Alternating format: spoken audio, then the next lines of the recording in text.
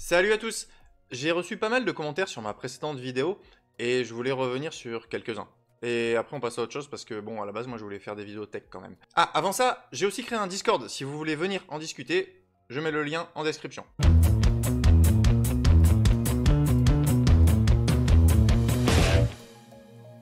Alors, en premier, on me dit que je fais une vidéo anxiogène et que je dramatise car on a 13 mois pour faire opposition. Alors, effectivement, je n'ai peut-être pas été très clair et pour être totalement transparent sur la conduite à tenir, j'ai contacté ma banque, Boursorama. Alors, ça peut être différent pour d'autres banques, mais je vous donne leur réponse. Nous faisons suite à votre email du 5 novembre relative à la cyberattaque dont a été victime Free. Ces prochaines semaines, nous vous conseillons de consulter votre compte bancaire.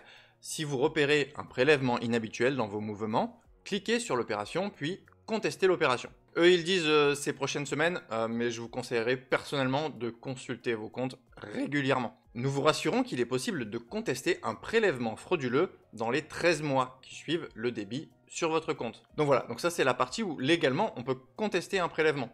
Et donc on a bien 13 mois. Vous pourriez également être la cible de tentatives de fraude par email, SMS ou appel. Nous vous rappelons que nous ne vous demandons jamais de valider une opération dont vous n'êtes pas à l'origine ou de transférer de l'argent vers un autre compte sous prétexte de sécuriser vos fonds. Donc ça c'est le phishing. Phishing c'est la façon numéro 1 des pirates pour vous hacker. Donc ouais, faites gaffe quand même. De plus, nous vous rassurons qu'à chaque présentation d'un nouveau créancier, vous recevez un email.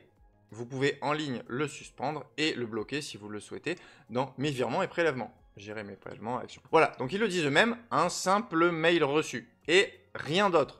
Pas de double authentification, de validation, quoi que ce soit. Par défaut, il y a un nouveau créancier, on reçoit un mail et c'est tout. Alors, je parle bien sûr pour Boursorama. Peut-être que sur d'autres banques, il y a une validation, il y a quelque chose, mais j'ai pas 15 000 comptes non plus.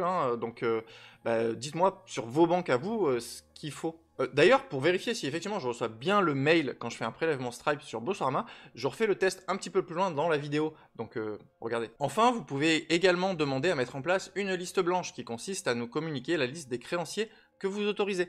Cependant, lors de la signature d'un nouveau créancier, il convient de nous contacter pour nous en informer. Avant de demander cette opération, nous vous invitons à suspendre tous les créanciers que vous souhaitez également bloquer, blablabla. Donc c'est la fameuse liste blanche qui, finalement, elle n'a pas l'air si pénible que ça, il faut les contacter.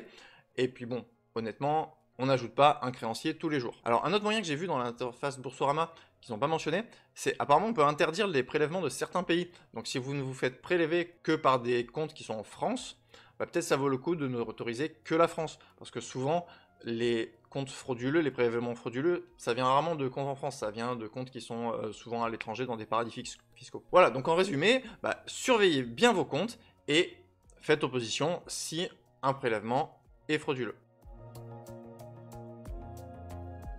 Certaines personnes me disent que, en gros, j'ai menti sur ma démo, que j'ai fait un faux prélèvement, et c'est bien, en fait. Heureusement que vous ne croyez pas le premier abruti sur YouTube qui affirme quelque chose.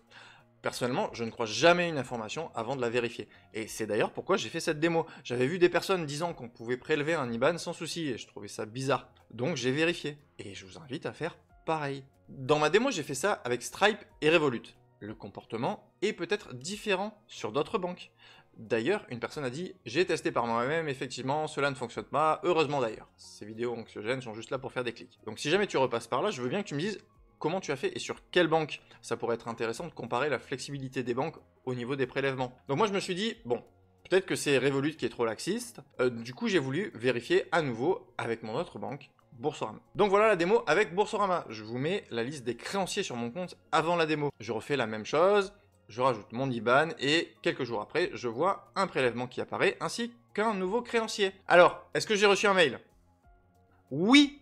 Et oui, en effet, j'ai bien reçu un mail de la part de Boursorama. Donc, c'est déjà un tout petit peu plus sécurisé que Revolut à ce niveau, puisque Revolut, je n'ai strictement rien reçu. Donc comme je le disais, il est possible que sur vos banques, le comportement soit différent et que vous ayez même une authentification 2 facteurs à faire. C'est possible. Donc, je vous invite à contacter votre banque pour leur demander ce qu'il se passe en cas de prélèvement d'un nouveau créancier. Comme ça, vous saurez à quoi vous attendre.